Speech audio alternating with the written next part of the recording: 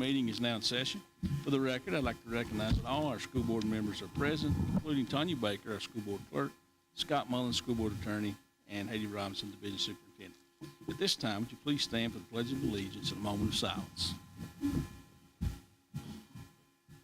pledge allegiance to the flag of the United States of America and to the republic for which it stands, one nation, under God, indivisible, with liberty and justice for all.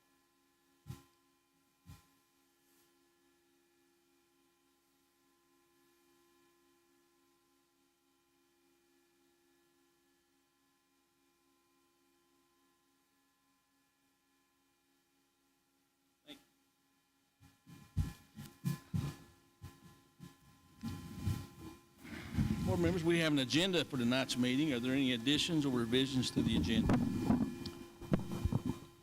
Mr. Chair, there's no additions to the agenda. Okay. Hearing that, do I have a motion to approve the agenda as presented? So moved.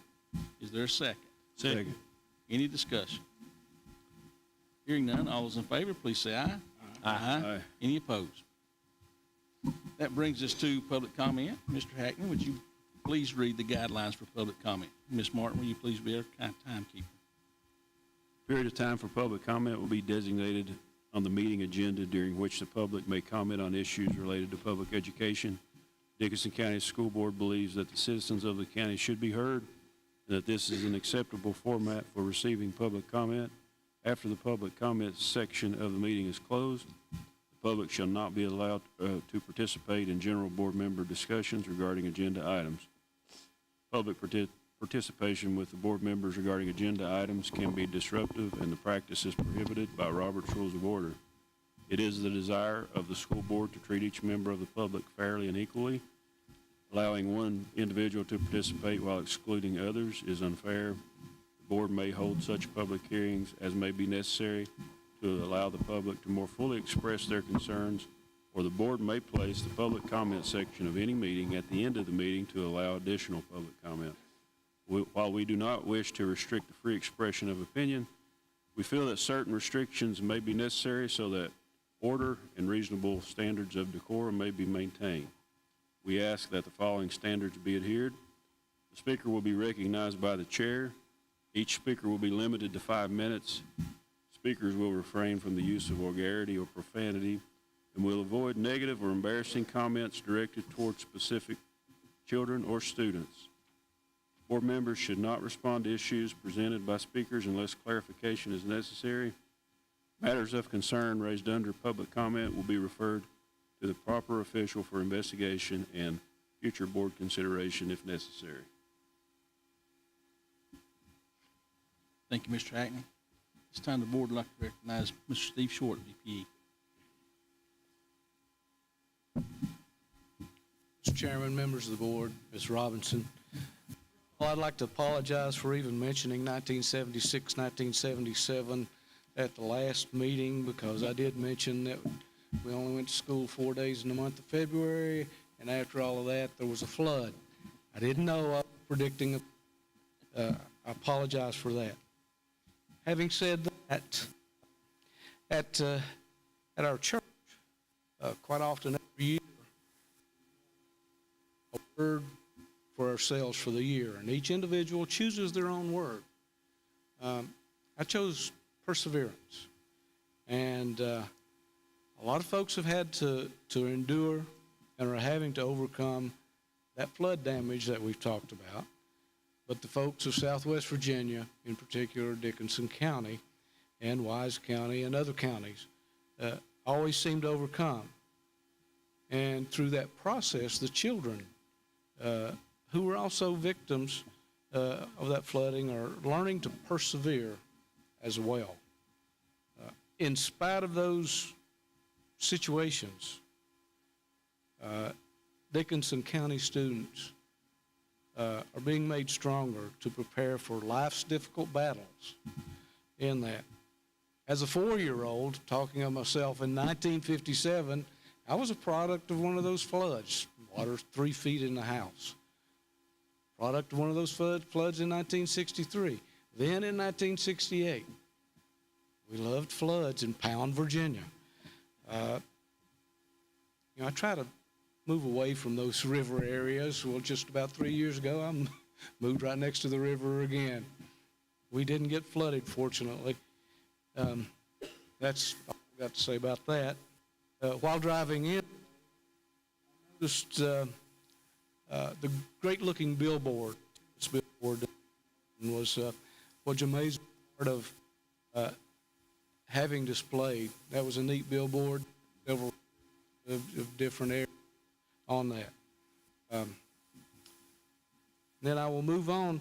This year is year 2 of the biennium budget, and we can only hope that our state legislators will follow through with that budget so as to keep that second year of that 3% teacher increase. And finally, I'd like to say congrats to the Lady Wolfpack as they move even further, and I think they play tomorrow night. Wishing them the best of luck. Thank you, Mr. Short. Thank you, Mr. Short. The board recognizes Ms. Phil Smalls with the EA.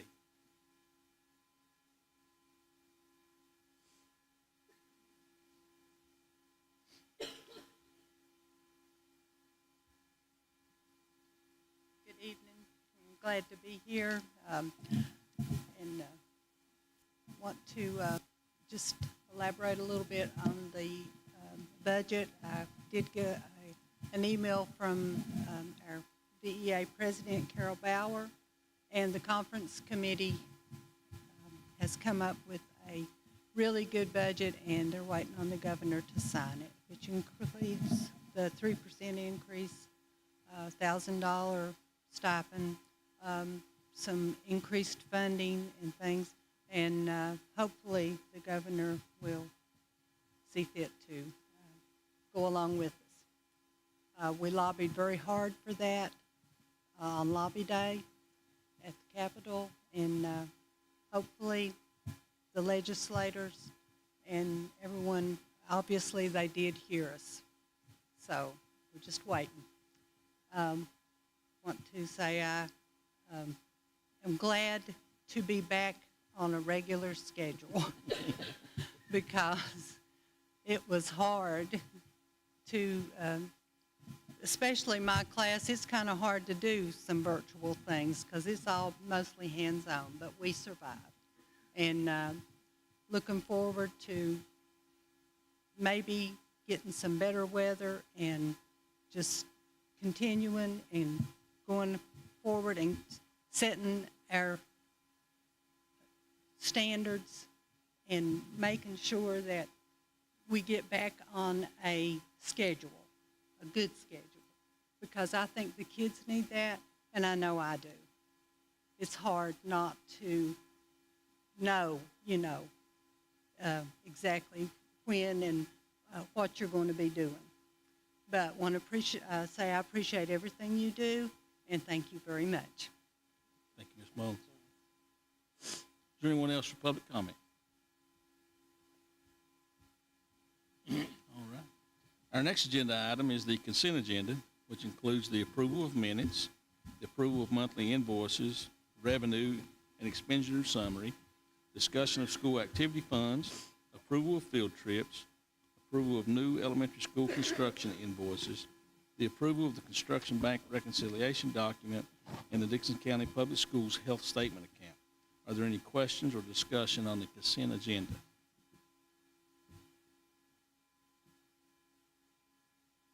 Do I have a motion to approve the consent agenda? So moved. Is there a second? Second. Motion and a second. Any further discussion? All those in favor indicate by saying aye. Aye. Aye. Any opposed? All right, our next agenda item is information for the school board. Mrs. Robinson. Thank you, Mr. Chair, and good evening, board members. The first item on the information to the board, you'll notice on April the 17th, 2025, is the April Hot Topic Conference, and the conference introduces you to the trust experience. It is a trusted methodology employed by name brand companies, and so if you are interested in attending that Hot Topic Conference, please contact Tanya Baker, and she will certainly help you to register. Our next item is the April 29th, 2025 VSBA Spring Regional Meeting, and Mr. Hicks and Dickenson County get to host that this year. And so the theme is Champions for Impact. If you would, please circle that day, that evening, and if you could, please plan to attend. Mr. Hicks, you might want to also add something to that item. Oh, well, yeah, we just, you know, if you all remember that you all had to vote on that recommendation for me, and I think you all promised to be there. So as part of that deal. So it's going to be at the Higher Ed Center in Abingdon there. And, you know, Tanya's doing most of the heavy lifting for this thing, I think so. But Tanya's trying to help us get that organized. We are going to hope to feature some of our choir and some of our band students there at that meeting, and just kind of show off a little bit, and you know, working on maybe possibility of our culinary arts classes maybe catered to meals, but we'll see about that. But what I'd really like you all to think about is, as you see, the theme there is the Champions for Impact.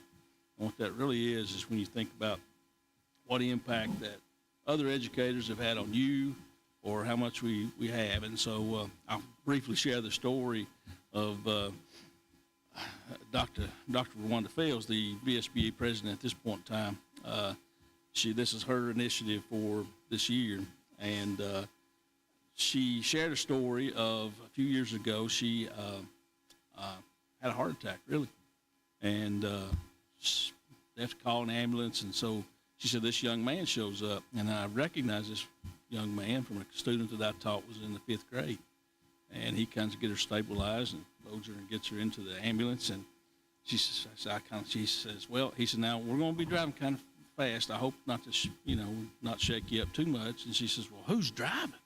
He said, well, I am. I'm old enough to drive now, So anyway, she said, the point is that we never know what impact we're going to have on somebody, and the things that we do, and how they're going to come back, and it's going to repay us someday. And I know you all can share lots of stories. And so the VSBA would love for you to share those stories and collect those stories for them. I hope to be able to share some good stories from Dickenson County. Actually, I've asked every district or every school system in our region to collect the story, and so that we could share those and talk about those at the meeting. And another part of that would be, we hope to have our legislators there and have us a roundtable discussion to be able to ask legislators about things that are important to us in education. And what better time to ask legislators about helping us out in education than when right after they hear all these Champions of Impact stories of what great things and how we help Virginia and Southwest Virginia. So that's kind of the plan. We're trying to get that all together. But yeah, just circle that date and plan on being there. And if you think of a good story, Champion of the Impact, please just let me know. And that's that. It doesn't have to be one of the board members that know that. If any of you all have a great story of somebody that has really done something great, and like I said, it doesn't have to be, a major story where they made you pass 1,600 on SAT. Maybe they picked you up in the ambulance, but that made an impact. So, that's it. Thank you. So our last item in information for the board, many of you have asked me how Open Gate, our weapon detection device, is going in our schools now. And you've also asked me about our cell phone free education policy that went into effect January, when the first day that we came back. And I just asked our principals, you've heard from me, but I thought it would be good for you to be able to hear from our principals and be able to ask them questions. So they're here tonight, and I want to thank them for being here tonight. They're gracefully volunteered to come, so I really do appreciate them taking their time to be here. And I told them no PowerPoint presentation, 3 to 5 minutes. So Mr. Owens is first, and so Mr. Owens, if you'll come, please.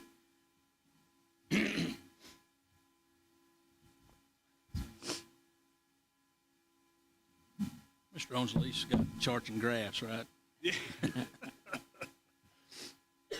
Ms. Robinson asked us to come. We started the cell phone policy when we come back at the high school. They're allowed to have them between, when the bell rings in the morning and in the evening. At lunchtime, they're not supposed to have them. I mean, to be honest, I was dreading coming back. I was like, man, it's gonna be a real headache. Like, just people's not gonna want to listen. They're not, but it hasn't been that way. Just a few kids that we've had to take their phones, and we've had a lot of support from the central office. The parents have been very supportive. Not the issue that I thought it was going to be. It seems to be going really good.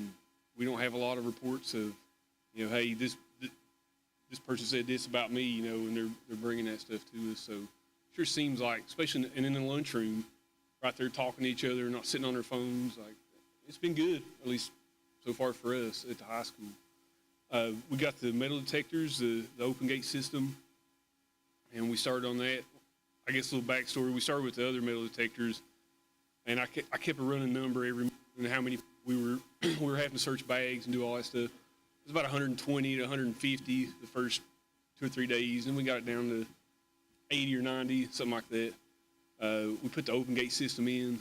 The first day we went, from 80 down to 25, so we're getting a lot less false positives. And we've adjusted it. Me and the human resource officers have worked, adjusting the sensitivity on it. It comes with a little block that you run through, and if it goes off, then it's good. So, we've adjusted it down to where, just the smallest thing, that we believe would be a weapon, it'll detect it. But trying to minimize the number of, 3-ring binders, because 3-ring binders, tins, like Altoid tins or something like that, they'll set them off. Trying to limit the number of false positives.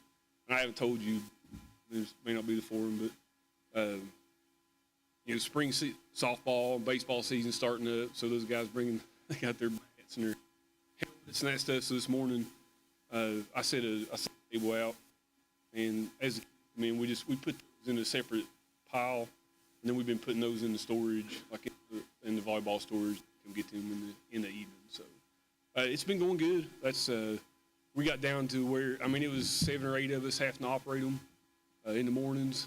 The other system, the last few mornings, it's just been whoever is on bus duty in the lobby and me.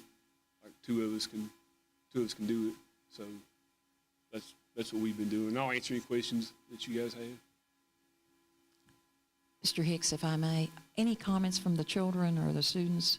They after the first 3 or 4 days, they kind of got it figured out, right? They come in, they set their stuff on the table, they walk through and they'll get it. Like we was having to shuffle all that stuff and get their cell phones and their keys and their, whatever, anything metal with the old system would set them off. So we was putting those in these little baskets we can slide around. And that takes, it just takes, doesn't seem that much. You do it 550 times in the morning, it gets to be exhausting. So they've got it figured out. The kids know, that you get a big 3-ring binder, like they'll get it out of their bag and set it out. We can slide it around. Or their computers, their like a MacBook will do it, a Chromebook will do it.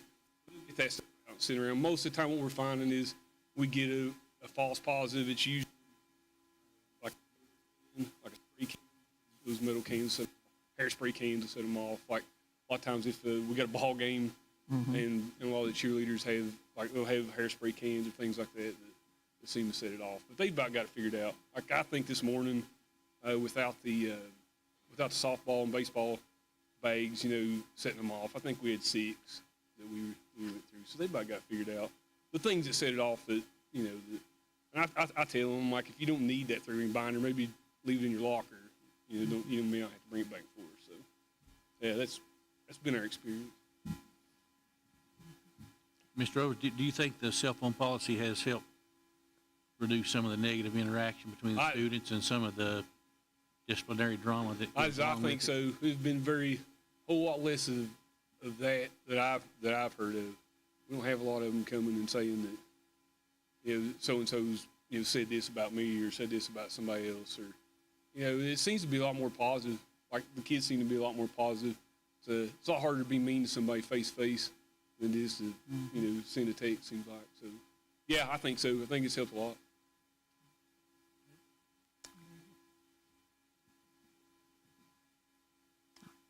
Thank you, Mr. Owens. Are you satisfied that things are a lot better than they were, and that time factor has gone down considerably? Yes.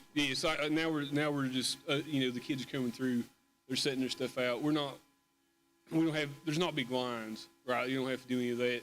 They basically don't have to take anything out of their pockets, right? Your cell phones won't set them off, your keys, that kind of stuff. It has to be a certain amount of metal in a certain configuration for it to pick up. So, yeah. Do you have any response from your parents? We've heard nothing negative from any of them. That hasn't been a problem. The kids are very cooperative when they come through. If it beeps, they just come over to the side. They usually know. They're like, I forgot to get my folder out, or I forgot to get this out. It's not been it. I mean, I don't know if this matters or not, but we just try not to make a great big deal out of it. If it goes off, like, hey, just come over here. Let's see if we can figure out what it is. And I just seem like we just try to be nice. And I'm just curious, do the students themselves, do you think they feel safer? I think so. I mean, I would, right? Like, if everybody's coming, if everybody's coming through there, that they've been through that screening. So I think so. That's the best part. Sure. Yeah. They feel good about it. The parents feel good about it. It goes a long way. Yeah, I haven't heard anything negative. Like, and usually I do if there's something like I usually will hear. So I haven't heard anything negative. The kids, they don't seem to mind. Like, they walk through, they hand their stuff. Hasn't been that big a deal. I can assure you, all of us up here are real pleased that that's there, and I hope it stays there forever. Yeah, I wish every school had something similar, every school in this country. I was worried, like the other ones, it's so labor intensive, right? Like but these seem to work really good. Like it's looking for what we're trying to keep out of school. So it seems to work really good.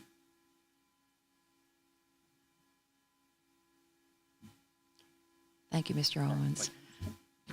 Mr. Whitner, I'd like to, as our principals come, our principals have worked really hard, not only on the cell phone policy, but also on Open Gate, trying to figure out the calibration, and they spent a lot of nights here, past 5 or 6 or 7, trying to work through that. So I want to thank them and recognize their efforts. Hello, Mr. Whitner. Hello. Thank you all for the opportunity to be here. I told Mr. Owens I knew he was going to do such a good job that all I could do is say ditto and answer any questions you have. But I will go a little further since I do have 3 to 5 minutes.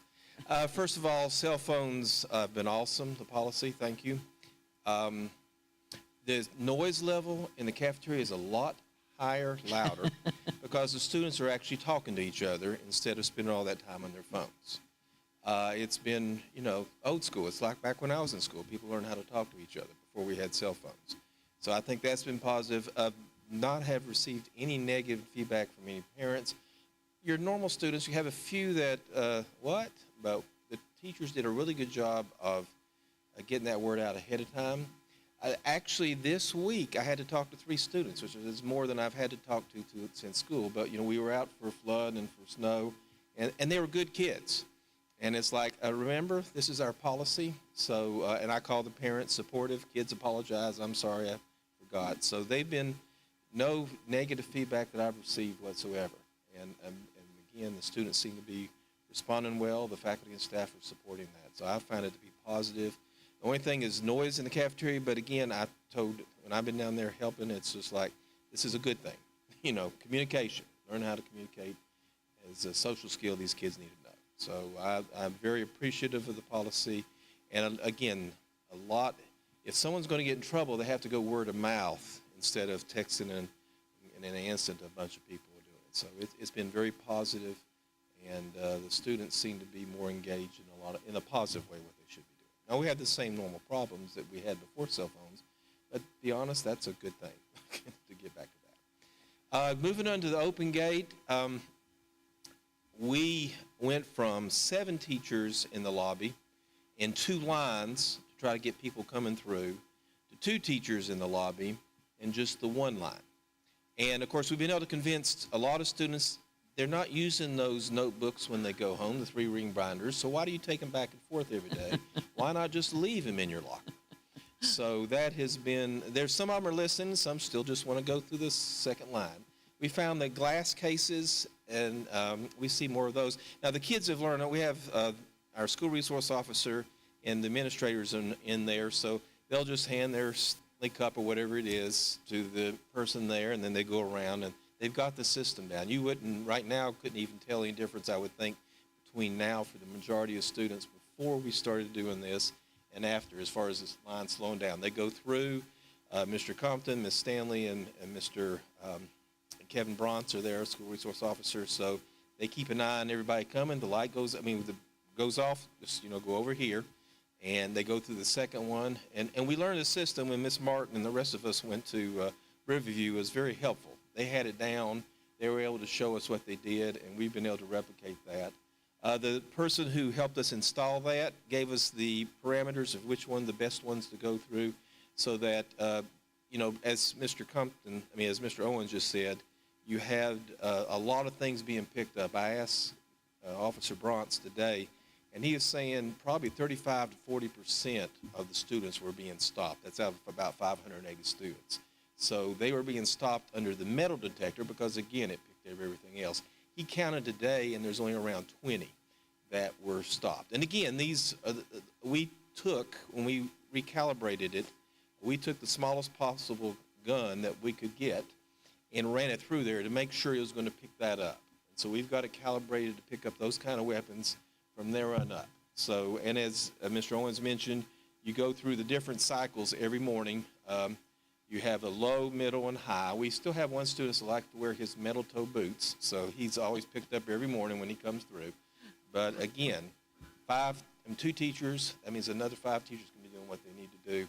And the line just doesn't slow down. It just keeps going. You can't even tell it. It's just an awesome system. I think it's very well, much worth the investment.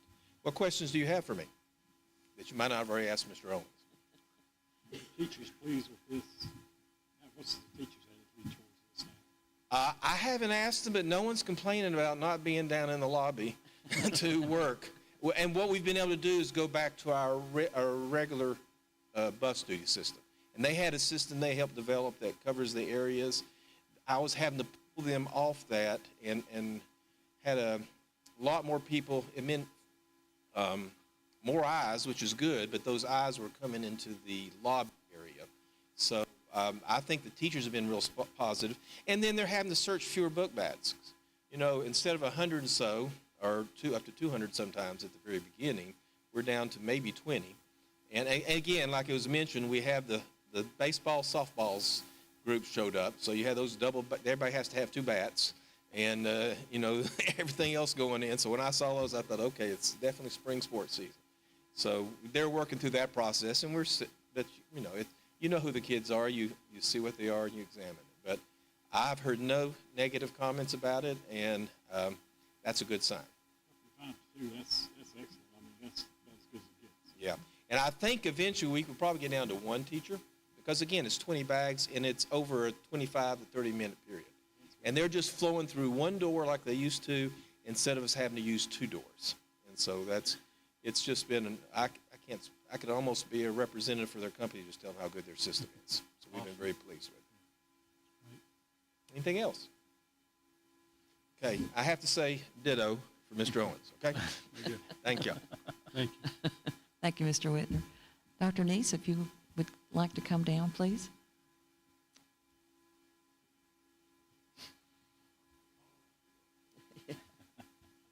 You may have to ditto, sir. So, hi, it's good to be back. It's hard to follow, actually them. I can't say enough good things about the open gate, being, my, Lord, school, I guess, kind of, actually, thrusting things upon, actually students at one time were scared. When we started the metal, detection, we were probably searching a third of our students, and they had to walk through this big, actual arch, which was a little bit scary for a small, guy trying to, go through this thing. And then after we got the, Lord, open gate, the name speaks for itself. It was just, it just like it opened the actual floodgates. We could search for things that we were wanting to find. Kids are not as scared of those because they're just two little posts and they walk through them. So that's been actually better. Some of the kids, I've showed the open gate system to actually moms and dads who would want to come by to see it before they'd send their kids back or things of that sort. So, that's been good.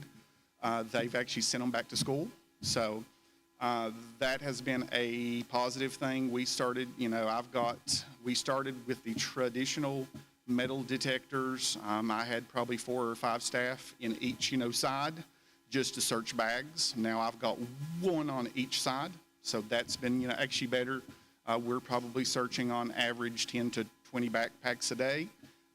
With my age group, they like to bring their, actually favorite toys and things of that sort. So some of those things will be caught. But most of it, they're actually just walking through and they, kids don't want to be searched. So this has helped that. And we're trying to look for things that we want to find. The cell phone policy, we started out the beginning of the year, a bell to bell, because it was hard for them at their age to, actually take it to the playground, go to the to the actual cafeteria. So we just started that. So we didn't change when that new policy came into effect. We just kept on doing what we done. I did see a first grader FaceTime their mom, going down the hallway, but we usually don't have problems with actually cell phones. So I count that a blessing, knock on wood, that doesn't change. But I can't say enough. I think it's, money, well spent. So we've done good, and our students, I think, definitely feel safer. So, any questions? No questions. I am disappointed you were deprived of your PowerPoint. I was told not to actually bring one, but I would have, done my grace if I would have needed to. That's why they made you go last, right? I said you saved the actual best for last, so there you go. Well, I'll have to make a comment on the open gate versus the old system. Oh, yeah. Is there 2 granddaughters came in, and I said, girls, how do y'all like that open gate system that they've got implemented now? And Everly looks up and says, oh, Papa, it's wonderful. I said, we don't have to, but it's still good on those ring binders, though. They actually know, actually pre-K, or actually kindergarten go through them. They think it's kind of cool. We tried to make a game, for them to walk through, the gate because they saw, the lights and things of that sort. But our kids, our parents have all, been, very happy. They've not said, nothing bad. And I'm glad we've got it. So, I had a parent share with me that they had purchased a plastic 3-ring binder, and I didn't know those things existed. They're making all kinds of stuff like that. They're out there, so kids do not want to be stopped. Right. So they're going to find something, else. So, and they're very smart, So. Those might be some things to think about as teachers put out their list for next year. Yep. To start up. Things to bring or keep at school. Right. Mr. Hicks, I was the one that threatened Dr. Neese not to have a PowerPoint presentation. You heard that, threatened. Maybe I need to use another word. I urged him not to have a PowerPoint presentation. This has been very informative, and I certainly applaud all the efforts you all are making. It seems like you're making a lot. The environment is certainly more favorable than having kids scared, for sure. Take that away means a whole lot. Well, we do what we need to for our, actual kids. Absolutely. So. Well, I know we rushed a hard job on you with the metal detectors, and so It was really fast, but I think considering what we had to do, I feel like we had a great staff to actually pull it off, and we did what we had to do. So. we appreciate those efforts y'all did with the metal detectors, and just glad to be able to provide this a better system. Yes, probably the actual best, money spent, I truly think. Thank you. Thank you, Dr. Neeson. Remember, urged.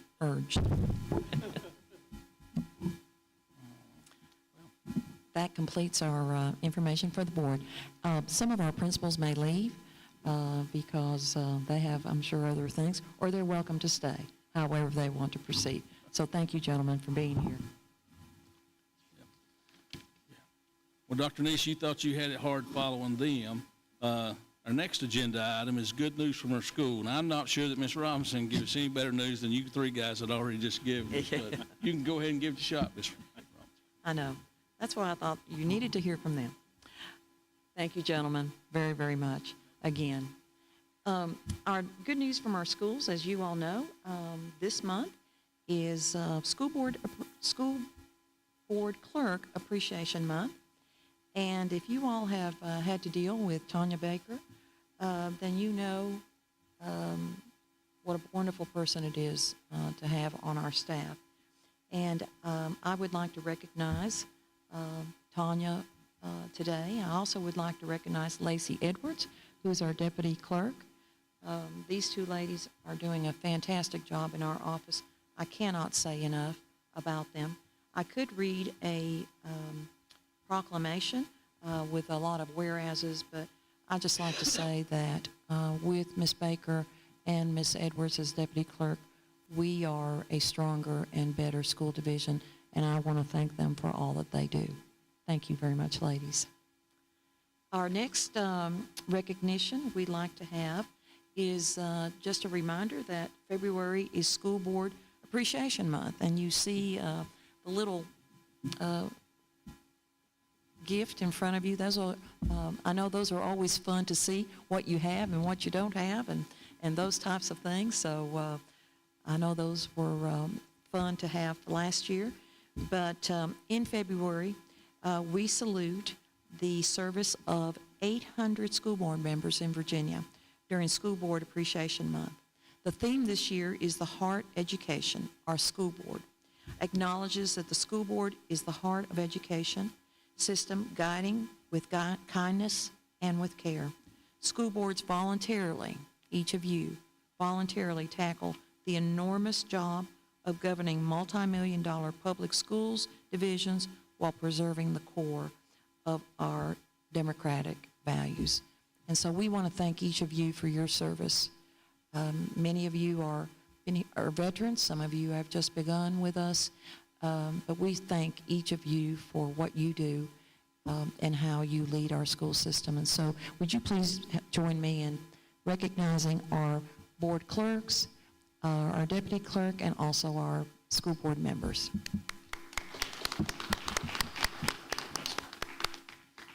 Thank you.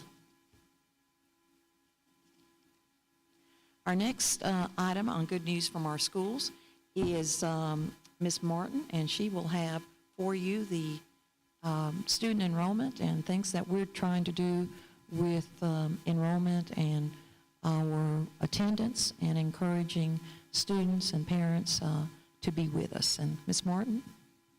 Good evening, board members. And I can say something was good coming following those gentlemen, so just so that we make a note of that in the minutes there. This evening for our attendance and enrollment, this is for January. In your package, you have the attendance percentages for each school, the comparison grid that has for 4 years, the entry and withdrawals, and the absence intervention team notes. We had a break there to where they were able to meet. There's not a picture this month because we weren't able to do a picture, but I do have something else I'd like to share with you, and I'm going to save that for here in a minute, and I'll share that with you. For our enrollment for the month of January, we show that we had 1,705 students enrolled in K through 12. We had 80 in the pre-K, 3-year-old, and postgraduate. That's a total of 785 total. And I would also like for you to please note that that does include the 22 students that were early graduates that finally came in, that even though they were in December, when I reported those numbers to you in December, they had not been taken out of the enrollment, so it did reflect in January. For the monthly attendance percentage, Ridgeview High School had the highest at 92.75, with Ridgeview Middle School coming in at second at 89.21%, and our district average was at 90.05. So we're still hanging in there right at 90, a little bit above 90, which we're excited to see. I did give you also in your packet a chronic comparison, because we like to keep you abreast of how we're doing in our chronic. And what I did is I gave you what our chronic looked like last year at this time versus what we're looking like at this time in January. And as you can see, Ridgeview Elementary School is up approximately 4.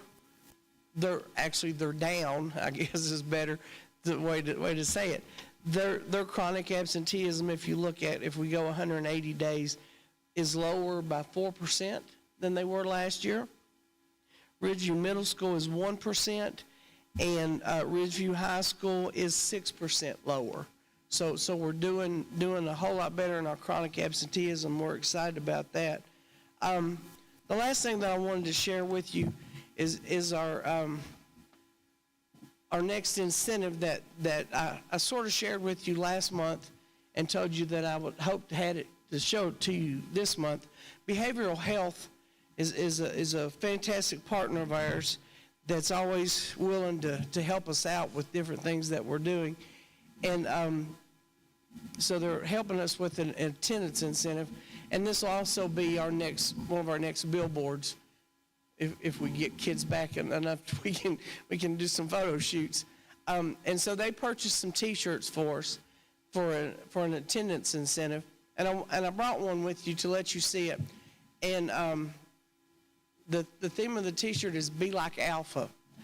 And so Alpha stands for Attend, Learn, Participate, Help, and Achieve. Can you see that? I'll pass it around. You want to take that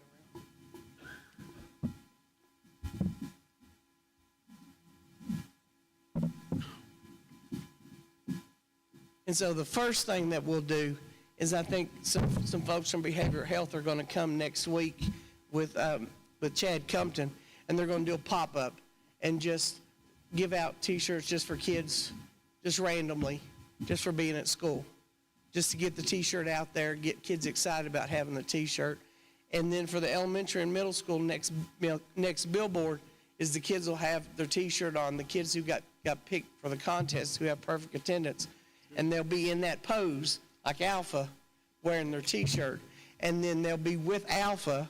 We'll have Alpha wearing his belt that Mr. Newberry's making for us. I call it a WWE belt, his championship belt, in that pose as well. So we're excited. They had us quite a few T-shirts made, and we're excited to share those with our students as attendance incentives, and we thank behavioral health for doing that for us as well. So I wanted to share that with you folks. Any questions about attendance or enrollment at this time? I noticed that shirt you passed out was small. I just grabbed one out of the box. I had, I think that's very good. yeah, we did all the way from extra small for like pre-K, all the way up to, I think we did some 2X for the larger kids at the high school. Yeah.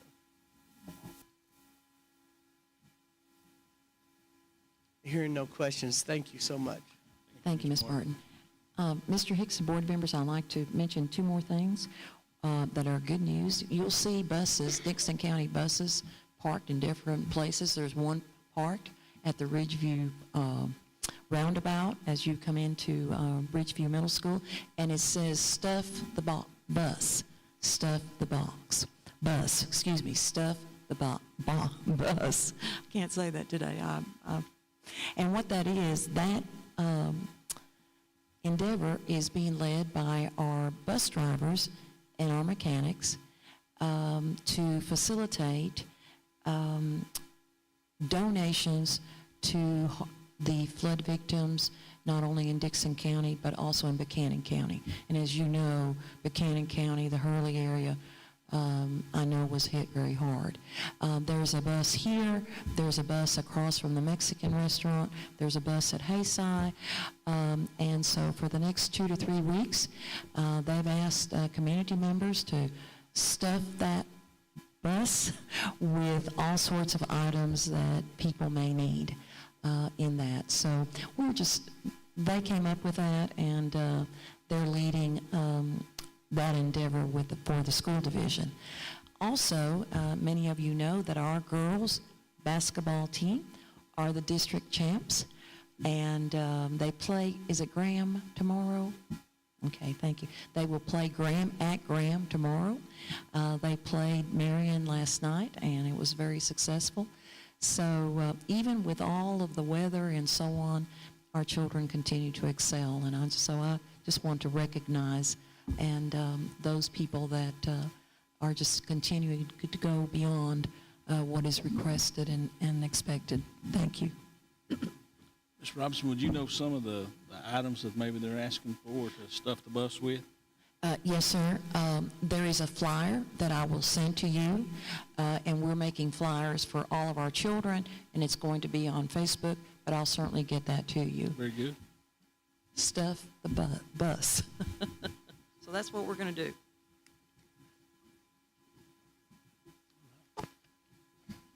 All right, so our next agenda item is the update on the FY26 state and local budget request.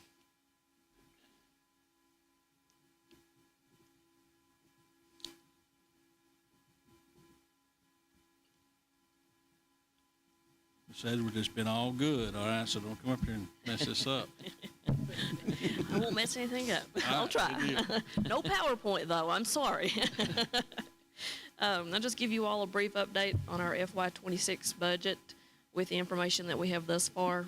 The General Assembly passed a package of amendments to the biennial budget on Saturday, February the 22nd. The budget is now with Governor Youngkin. He has 30 days to take action on the budget. I believe it's March the 24th is his last day, and they will reconvene on April the 2nd. In the meantime, we're going to prepare our budget off of the calculation tool that the governor released through VDOB in January. We have assumed an average daily membership of 1,655 students for fiscal year 26. With 1,655, our state funding would be $21,343,605. Our local funds, $5,353,693. Local, or federal, federal and other funding, $4,167,075. Total funds, FY26, with this is $30,864,373. With some of the amendments to the budget that they have requested, we do think we will have the opportunity for more funding, but we don't know yet. So we're kind of in a holding pattern for right now. With the local funds of $5.3 million, that does include an additional $500,000 in addition to the required local match, and that is to help support a 3% pay increase for all of our staff, plus a step. That equates to right at $600,000 for Dickenson County Public Schools. And then, as was mentioned earlier, one of the main items is a $1,000 bonus to all teachers, all SOQ positions, so all full-time positions in the district. And at this time, it appears that would be paid out in June of 25. So just here in a couple of months. Any questions on that for me? Okay, thank you all. How much extra dollars we lose on that enrollment? Yeah, I don't have that with me, but I can get it for you. Mm-hmm. We'll get it next meeting, that's fine. Okay. All right, so the next agenda item is the proposed amendment to the FY25 budget. Ms. Edwards. It's me again. This is kind of a housekeeping budget amendment as we narrow into the end of the year. As you all know, we adopted our last budget amendment on August the 28th of 2024. And so with this amendment, we're going to reduce our average daily membership from 1,735 to 1,698.5. That is a projection from VDOE. And we're also going to add in our final Title I allocations that were received after the budget adoption. They came in kind of late. And also $250,000 that we received for the Community School Development and Implementation Grant. That's a $500,000 grant award that we received. We get $250,000 in FY25, $250,000 in FY26. And the total budget amendment is $4,250. Is there any questions on that?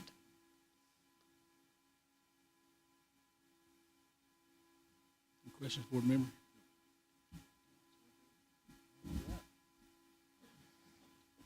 So on this, we need to vote upon this budget amendment. Do I hear a motion to approve the proposed So budget moved. amendment? For that, Second. and a second. Any further discussion? All those in favor indicate by saying aye. Aye. Any opposed? Thank you, Ms. Evans. Thank you. Next is the scheduled budget workshop dates for Ms. Evans. Yours. Yes, we have 3 budget meetings scheduled for the month of March, 3 consecutive Wednesdays, beginning on March the 12th at 5 p.m., a budget workshop. The next Wednesday, March the 19th at 5 p.m. would be the public hearing for the public to discuss the budget. And then on March the 26th at our regular school board meeting, we hope to be able to approve our FY26 budget. Is there any questions regarding that? What was that first date again? It was March the 12th. It's 3 consecutive Wednesdays. And I apologize, I may have the wrong dates on 19 and 26. the, Tanya, can you check on those dates for us, please, and when they are? It's the 12th, okay. I will correct that and send the revised dates to the board. But it's the 12th, the 19th, and the 26th. Yes, ma'am. Thank you. Thank you all. Thank you, Mr. Hackney, for bringing that to my attention. Thank you. Next, we're here guidelines for early graduation. Mr. Deal? No, I think we're in proposed 2024, 2025. Okay, gotcha. Yeah. All right, so the next item is proposed 24-25 school calendar revision. Ms. Robbins. Thank you, sir. This has been, as Missy Sykes at the high school, English teacher at the high school said, this has been the winter of our youth. And I think Mr. Short also alluded to that. As of today, our current status is due to inclement weather. We have missed 17 days of school. 3 days were waived due to Hurricane Helene in the fall 2024. As of February 26, which is today, 8 virtual learning days have been used, with 2 more days remaining for a total of 10 days allowed by the Virginia Department of Education. Dickenson County Public Schools has had 6 Code Red days. That means that no one has been able to work because they've not been able to leave their home safely. And as my staff will tell you, those are few and far in between, and this year we've had to have 6 of those. Our proposal is to look at the spring holidays, Friday, March the 7th, and Monday, March the 10th, and those days to be used as makeup days. The Easter holidays, April the 18th through the 21st, will remain the same, and we propose no change, even if we lose or miss more days. So those days will be stable so that families can make plans, and we propose no changes for those. The last day of school, we are looking at Friday, March the 30th, 2025. Teacher work days, March and Tuesday, June the 2nd and 3rd, 2025. And then summer school will begin on Thursday, June the 5th through June the 17th, 2025. We are using makeup days, but we are using even more instructional hours this year. We are using more of those. As you know, the state requires 990 instructional hours. We are using, our schedule allows us to accumulate more of those than 990 hours. And so we are having to use those to get our calendar in this year. And so our motion or our recommendation is to look at this calendar.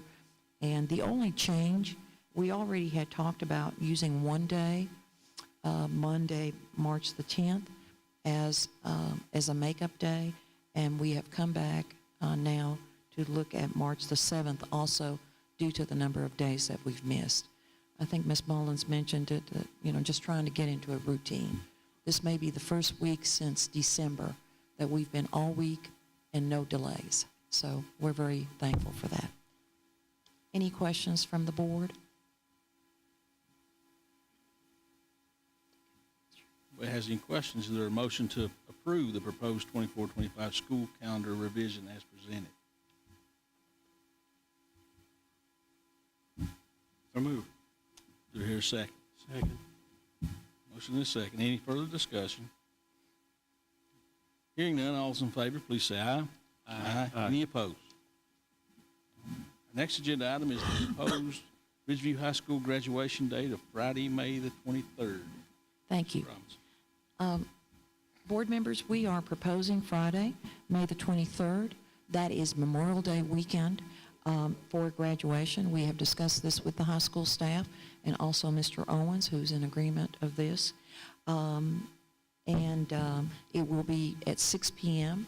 And so I'd like to ask you to also circle that date so that all of us can be together and as we see our seniors graduate. We asked for this particular day, again, because it is Memorial Day weekend. We're off on Memorial Day, and so that gives families an opportunity to visit and be with each other.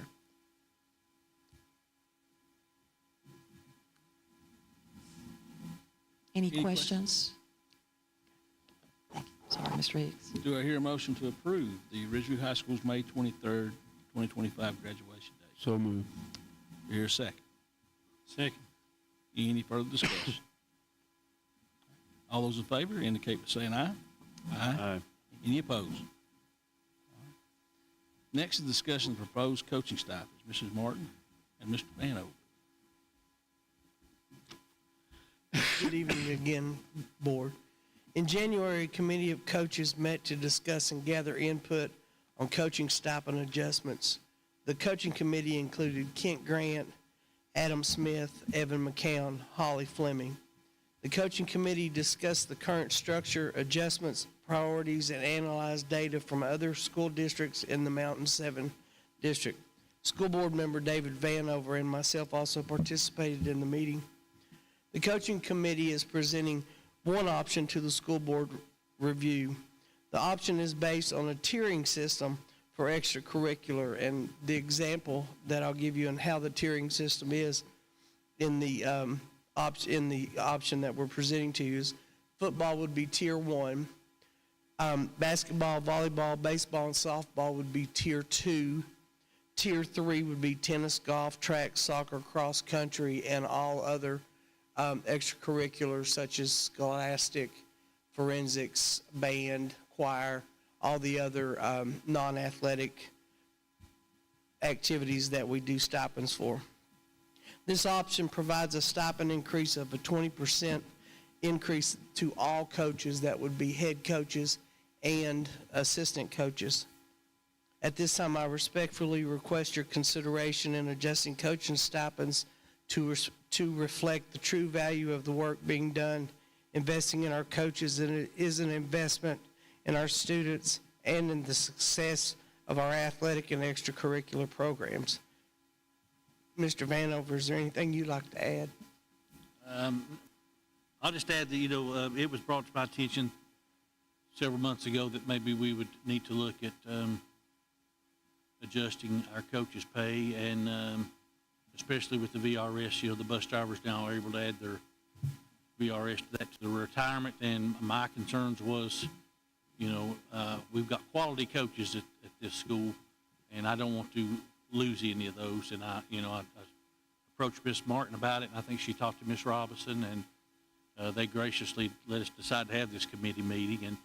It was a good meeting. There was a lot of input, a lot of different thoughts, and we looked at the pros and cons of all of those. And I think the one that we came up with, that's my personal feeling, is a good solution. It recognizes everybody, not just head coaches, but assistant coaches.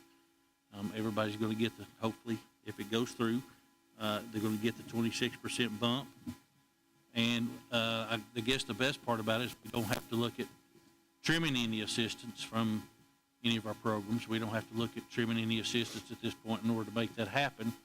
And I'm very pleased that we're able to look at that amount and at least get them heading in the right direction and recognize the hard work that they do. And I appreciate Ms. Martin and Coach Grant with all the, the back work and all the plugging in the figures and all that, and Ms. Robinson and Lacey looking at the numbers. And I think it's a good move, and I would hope this would move forward so we can keep our coaches around, because like I said, we've got some good coaches and we do some good things at this school with our extracurriculars. So. And one other figure that I'll throw out for you is presently we have one athletic director, we have 21 head coaches and or sponsors, and we have 37 assistant coaching positions. So that's a total of 59 positions that we're talking about for this 26% increase. Kind of this year, right?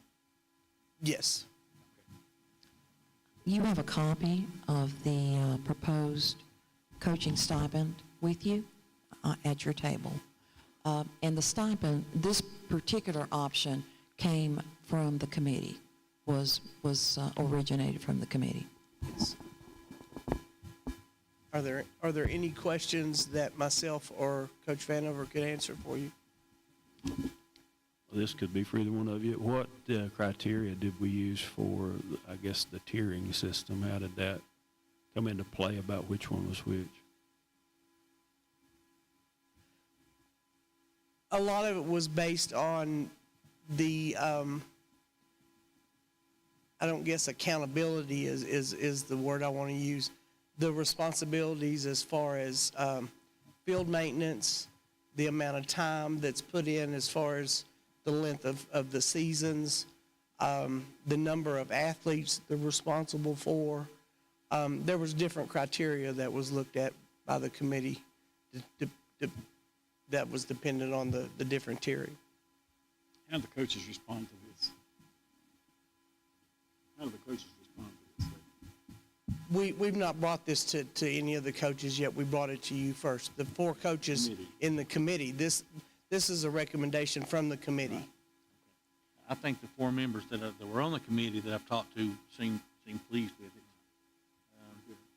Like I said early on when we met, I think they were concerned that they may lose an assistant or 2 here and there, and how do you pick and choose what assistants you don't pay or you don't keep? And the initial input from those 4, and I think they've tried to talk to as many of the other coaches as possible, and my understanding is that they're very appreciative of our efforts.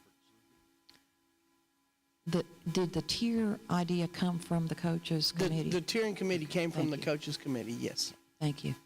Yeah. And my understanding is they, not just from the committee, but I think they talked to the other coaches as well about input on the tiering as well. Yes. So I think everybody's aware of where their sport would land, if I understand correctly. Yeah. We basically, when we met with the 4 coaches, I facilitated the meeting, and then Coach Vanover did a whole lot of listening, and then they sort of hashed out, and then we would throw out ideas of, we did some input, but a lot of it came from them and from where they had talked to the other coaches, and so it was more of a give and take from them, and well, what about this, and then, well, other districts do this, and, well, what does so-and-so do, and what, so there was a whole lot of give and take. And then, like, one district in particular they pay their coaches on a percentage of their teaching salary. Well, how does that work? So we talked about that. And one has more high schools, or one has more schools. Is that per school, or, how does that work? So there was a whole lot of give and take, and I think a lot of it came from those coaches talking to all the coaches. It's very complicated. I mean, It is. It has to be, but there's a way to sort it out. If we're in agreement with it, I certainly think all That's all, that's my opinion. I guess the committee was made up of coaches that would be from each tier. So each tier Yes. was representative Yes. and when was acceptable to them. So Yes. Yeah, Ms. Martin did a good job of trying to cross-section who was on the committee as far as. I actually, I won't take credit for that, but thank you for trying to give me that That's right. credit. Okay. Coach Grant picked the committee. Yeah. I just said, make sure we have a good cross-section. And I said, you know, and so Kent picked the committee. The one person who had asked to be on the committee, I made sure he was on the committee. And then, of course, I wanted Ken involved as the athletic director. And then I wanted to make sure we had a female on the committee. And as Holly's our only female coach, she was, you know, besides cheer. And then she was a given to put her on the committee. But it was a good cross session. It was an excellent meeting. We, you know, hashed out a lot of information. Well, I think the tiering system is smart and fair. I feel like that you can tell that a lot of work went into this, and I appreciate everybody that worked on it, and those coaches, and you and Mr. Vanover and Miss Edwards' input. So I'm in agreement with it. Anybody else got any questions or discussion?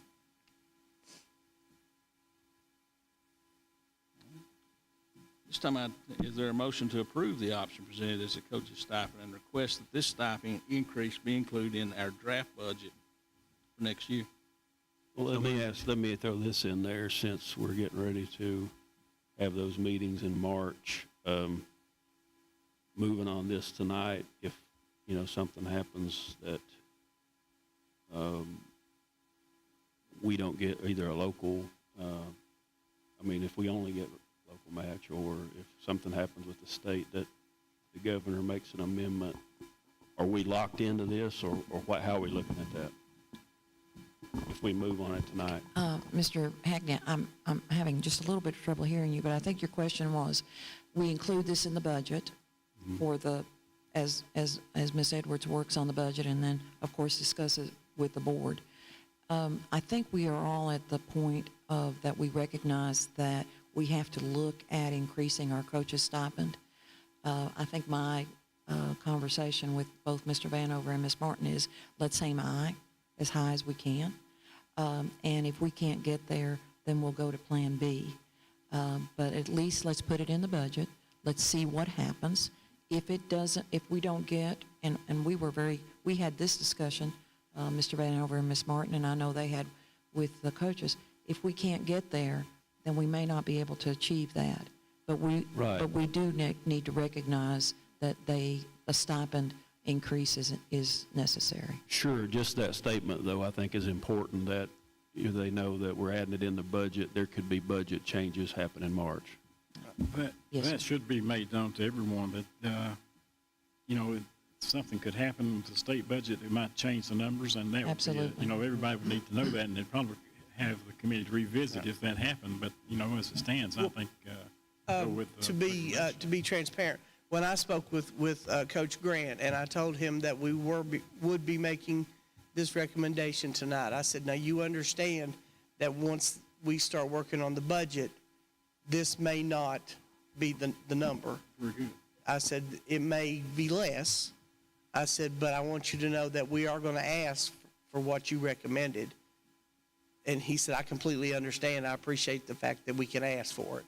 So he understands that, and I'm sure he's shared that with the coaches. Our budget is such that, we take it from one category to another, and that's what we're doing here. But all we can do is try, and at least we know that our coaches know that we've tried. And we'll go from there. Just like the 3% raise, we hope we can do all of that and much more. Sure. Did that answer that question? Yeah, that's fair enough. Absolutely. Okay, thank you, sir.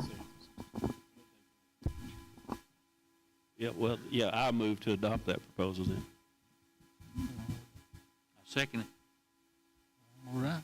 Any further discussion? All those in favor, please indicate by saying aye. Aye. Aye. Any opposed? All right. Thank you, Ms. Martin. Thank you so much. All right. So this time we will have board comments. Mr. Rasnick, let's start with you. Gosh, put me first in line, that's not good. I do appreciate the principals and everything they had to say about the safety system, and it certainly makes, I think, all of us that consider this important, that we keep our kids in every way as safe. It's hard for me to believe, how many divisions have, How many students do we have? how many, the metal detectors, how many? We have 6. We have Six 2 of at them. each school. No, I think there's only 3 that have metal detectors in our region. Is that right? Yes, that's Well- correct. I'm sorry. I think that given our ability to, some of these folks are a lot wealthier than ours, but I simply see it as one of the best things that we've done in our time to have this. I wish it had been here when I was in school. Most people forget back in those days, I'll go in the 60s, maybe the 70s, students were allowed to bring rifles on the bus as long as they were in a quilt or in a gun case. All 3 high schools had target practice. They had competitions and the ag classes. You know, from the 60s to now, a lot of things have changed. And I certainly spoke very forcefully for this, and I'm so happy they were able to change this, as did others. I wasn't the only one by any means, but we have it in place. I hope it can be improved on and kept in place forever for our students. I don't think there's anything more important this day and time in the building that's to have some deterrent to some person coming in from the outside and doing harm to our people. And we see it all over the country. It's been on my mind ever since all this stuff started back. I don't remember what year I became familiar with this stuff, but it's wrecked my heart and mind. When I was superintendent, I stayed scared to death over this type of thing. And I didn't have much leeway. You have all kinds of threats coming. I had a man out looking for one of our teachers once. I was at Longs Fork. He was working at Longs Fork, and the call came in to Hayside. They thought he was there, and they threatened to kill him. And I went out and got him and told him to go home, and called the police and had them try to track down whoever made the threat. You know, things like that have happened here. I had a gun at Cleveland. A guy was in a fight with his wife, brought a gun to the back of a cafeteria down there. We've all had stuff like that happen. Most of us that worked as long as I have, we took guns away from students back in the 80s and 90s. But it wasn't a common thing. And we had one student that took a pistol and snapped on 6 empty cylinders in his teacher's back walking down the hall. That was back in the mid-60s. It's like nothing like this had happened before. We've had plenty of warnings, and we've been so very blessed to have what we have today. And I certainly applaud the efforts of this board and the superintendent and everyone else that had something to do with this. It makes us, whatever happens out there, we know that we've done something to make a difference. And what I consider is a continual threat to, look at what happened down in New Orleans. You know, people drive a truck and kill dozens of people, do all this all around the country. Somehow we've thought Dickenson County is immune to this. We're not. And I just feel bitter about the whole thing, having all these people come together to make this part of it right. I also want to thank the principals for their work in helping with all the things in the athletics year. It seems like we're having a good year, and I certainly applaud those parents and those athletes and all the time. And we talk about the coaches, I see an awful lot of parents out here in these gyms and staying with their kids and what have you, and that's a good thing too. Back when I was in school, I don't remember any patrons coming to the practices, period. I think it's a good thing to have them around. If the coaches feel that's okay, it certainly is okay with me. People see the faith you have in them and the support you have for them. They can see it, obviously, by your presence, and I think that's a good thing. We've got Miss Martin with all the things she's done on attendance and the numbers. It seems to reflect that some cases there have been, some of these have been positive outcomes already. I hope it continues. I hope our students dodge all the sickness amounts here. Down in Texas, they're dealing with 50 cases of measles, I think. I think a case of the mumps, Channel 5 said 1 case in the area. I don't know how rare that is, but we've had a lot of kids here that have been going to the doctor and to be at nurses' stations for various things. But we need to keep this place as clean and as healthy as we can, and I think we do a good job with that, but we have to be even more aware of what's going on with our children, and certainly cooperate with these health providers in getting them taken care of in a good way to stop whatever's out there. And it seems like there's a threat everywhere we look of some kind. And if we don't keep our eyes on this and talk about it and talk to the parents and have them help us, about all these things, we need their help. We need to discuss it, let it come out in the open, and not try to put anything under the door or not pass on information. You have to pass on information sometimes that's not what people want to hear. But it has to be done to keep everyone safe and follow through with what directions are given. And I certainly appreciate all the staff and superintendent for everything they've done. These roads, Fred Stickley, some of you may remember him. He was from Lee County, and he moved over to the house here in Quintwood and ran the former Sutherland home there, I think. And he was on the Bataan Death March. He was a pretty tough guy. He survived all of that and came in the school system. About if he were still on that march, he was. I liked the guy. I worked for the guy, and thought a lot of him. He came over to Irvington once, and one of the teachers there was raising Cain about something he had said, and he was standing outside the doorway, and he was shaking his fist at the teacher at the time. And I thought that was improper, but he did that. The other thing I think is improper, a parent called him one morning and talked to his wife, and she said, he's in the bed sick. And that woman on the phone said, I hope he dies. And it's something, calling school is a tough business. And it was back then, and it is still today. But we do things to keep our kids safe. I know that you have people that call about the roads and things, and we ought to have somebody in every area. Everybody, the critics that I have as superintendent, they call and raise Cain with me. And I finally told them. And I picked out one in every area of my critics, and I said, you call me. You get up at 5 o'clock, you call, we'll all be on the phone together at 5 o'clock. After that, I never got one call. Those guys call, except for them calling me to tell me the road conditions. There's ways to address this without making people angry or mad. Get them on our side, and let's keep all the kids safe in a good way. Everybody needs to know what's going on out there. They need to know the road conditions. They need to know what times have changed, and done so in a timely fashion to make everybody's living just a little bit easier. So that's all. Thank you. Anybody want to follow that? Exactly. Mr. Hackney. I don't have any of them good stories of death threats or anything, but no, I reiterate, Mr. Rasnick, appreciate the principals coming out, sharing what's going on. It's great to hear that firsthand account of how things are going, and it sounds like things are going good, and it sounds like you guys are doing a great job. We appreciate it. I know the weather's been tough for the county, and that throws everything out of whack, and families have been struggling. I think we're hopefully turning the corner now, and brighter days ahead with that. And I reiterate too, glad to see what the girls basketball team moving on. Hopefully they keep that going.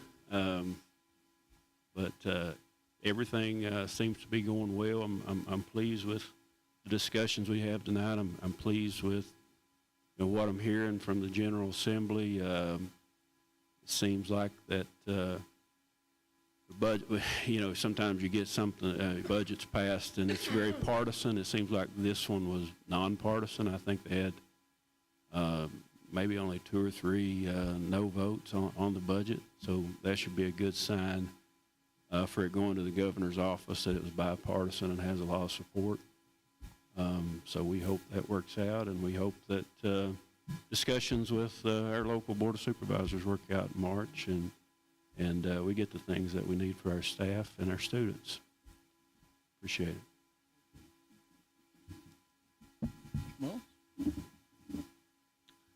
Well, I was just sitting here thinking and listening to everybody talk of how many good things are going on in our school system. And I think that comes from putting a good business plan in and everybody following by that and finding success that way. And I think that the upcoming budget looks favorable. Those are good things. I think the stipends for the coaches are an excellent way to keep those people who deserve that. And it was really good to hear from the principals on the open gate. That's something that I hear all the time at the funeral home is people, the public come in and they say, we are so thankful that you all got that. And it took a big team to put that together. And I commend you all for you and your staff, what you did. Absenteeism is down. That's another good thing. The cell phone policy was implemented, and that's another good thing. So there's just been so many good things. You know, just recently we had a state championship volleyball team, and now we have a winning basketball team. So if you really put us into play against and analyze us with other schools in the systems, you know, I would think that we would rank very, very high. And I'm proud to be a part of it.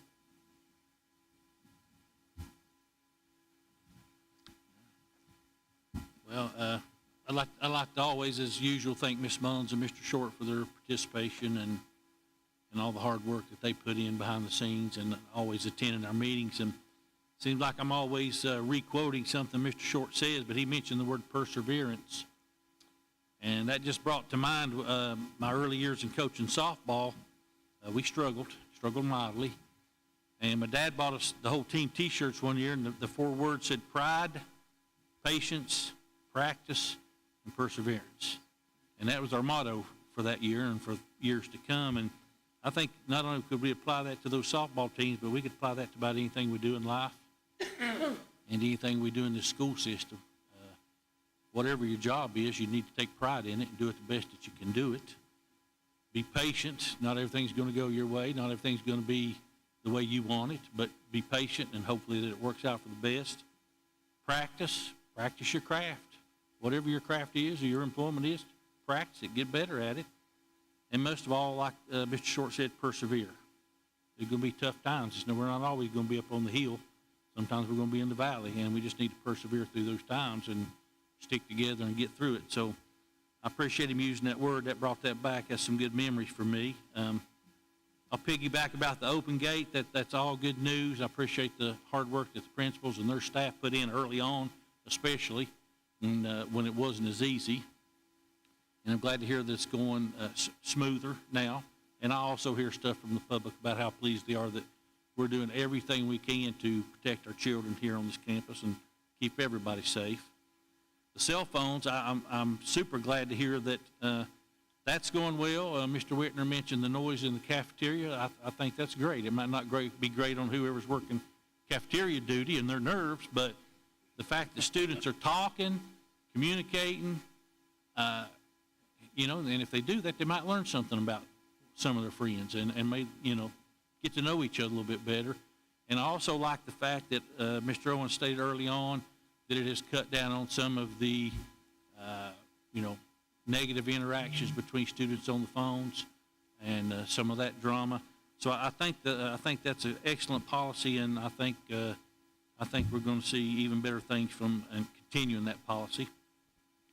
I'd like to thank Tanya Baker and Lacey for all their hard work behind the scenes. They're the quiet ones. You don't hear them talk much, but they're the support behind the scenes, and we appreciate all the hard work that they do and what they do for the system to keep it running.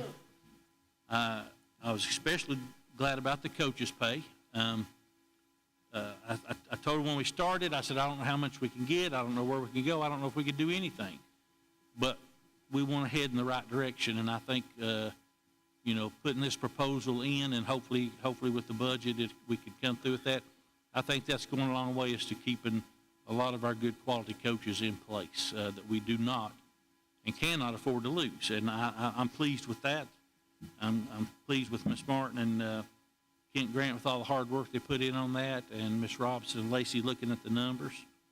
So that's another thing. And the last thing is, we mentioned the girls basketball team, and Ms. Martin just reminded me, our Scholastic goes to state this weekend, I believe. That makes 2 years in a row that they've made it to state. Where is that, David?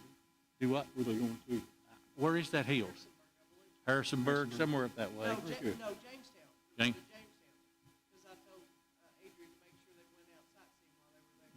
So that's the second year in a row they've been up there. They won it last year. I pray they win it this year. If they do, I don't know how we'll contain Coach White, but we'll worry about that when the time comes. Yeah, we'll get the head through the door, and we might have to move the open gate out a little bit more. But a lot of good things going on, like Rick just said, but be proud of all that. Thank you. Been a great meeting. Seems like everything we've talked about's been good. And just kind of reflecting back, as I mentioned, that Champions of Impact, these are the impacts that we're seeing that people are making.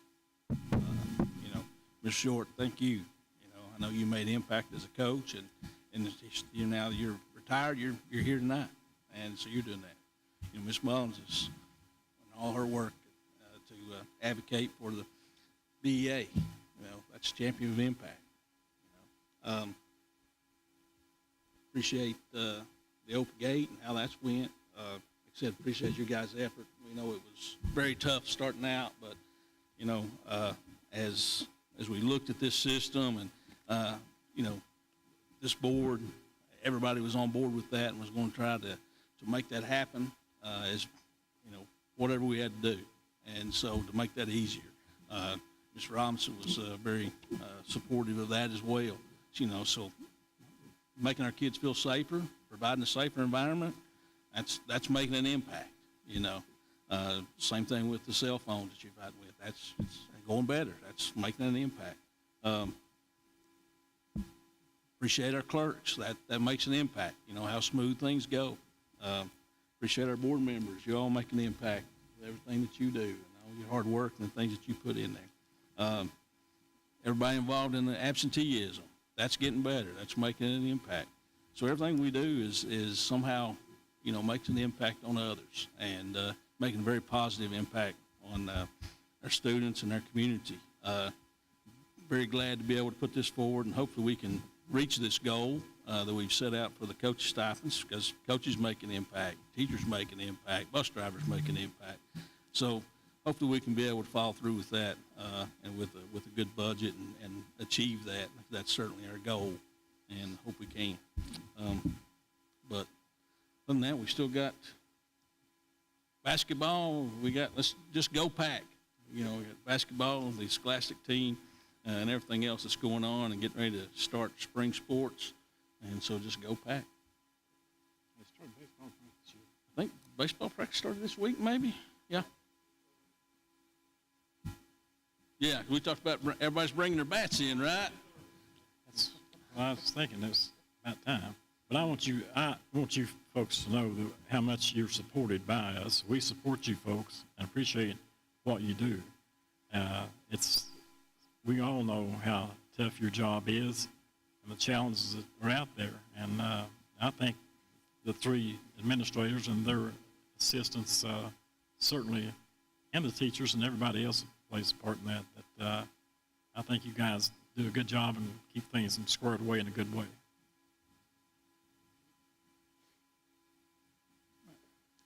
At this time, we'll go into a closed session.